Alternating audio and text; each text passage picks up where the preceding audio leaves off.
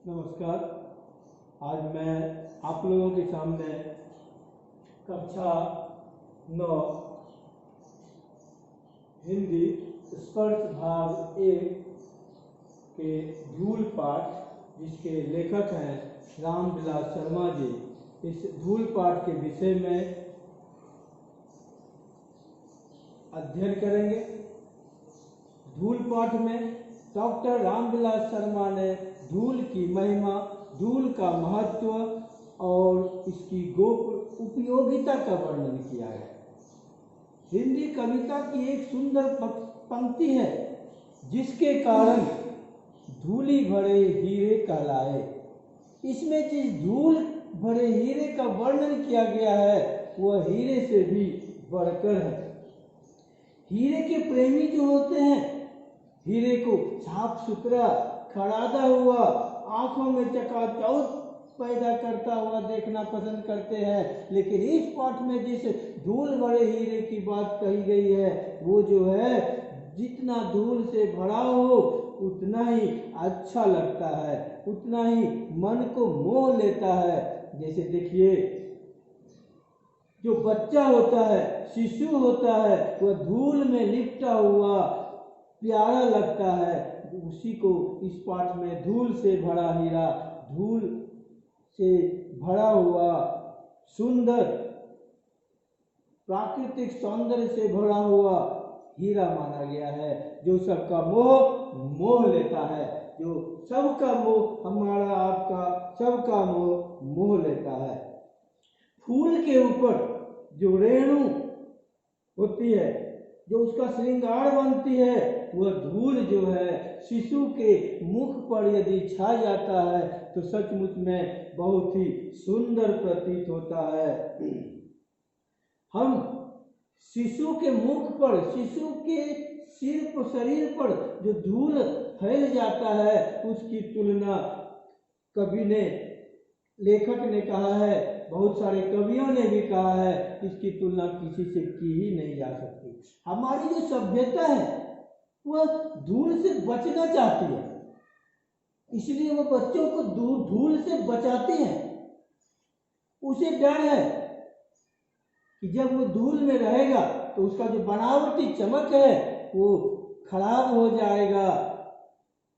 लेकिन वो धूल जो है, बच्चा जो धूल में सना होता है, कुछ लोग जो है उसे ही अपने गोद में ले लेते हैं, उस बच्चे को।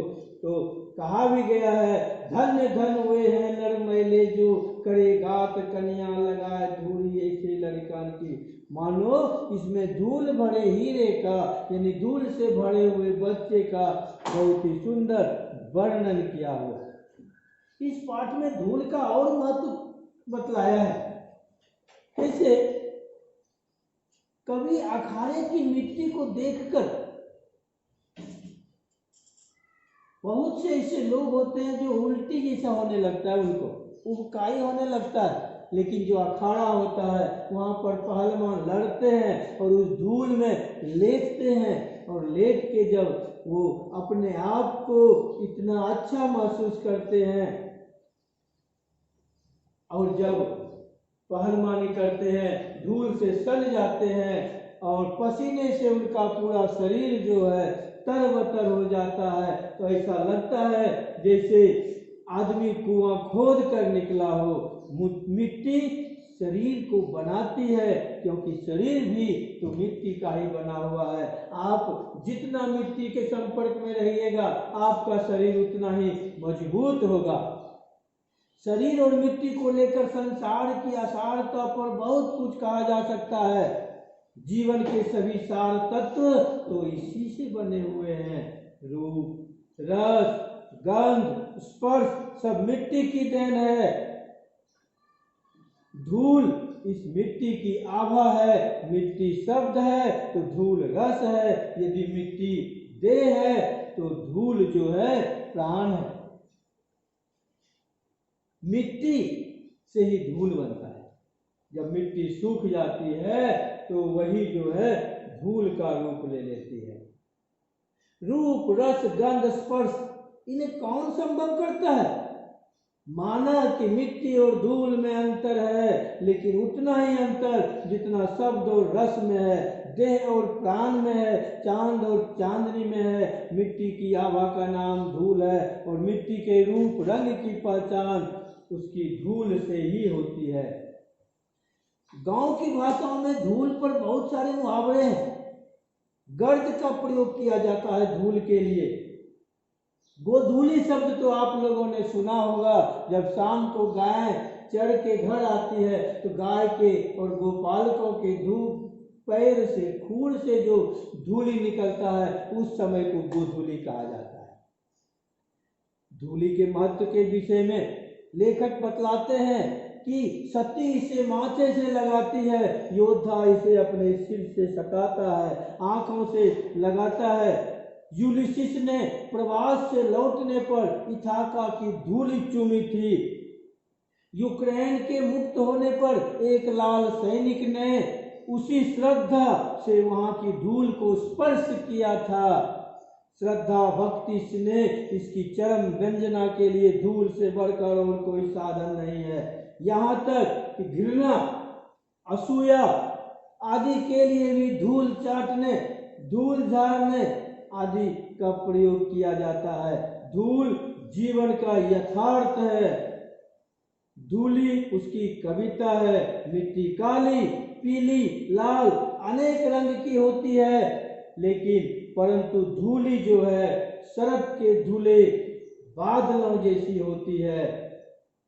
किसान के हाथ पैर मुंह आदि पर छाई हुई धूल ही असली हीरे हैं।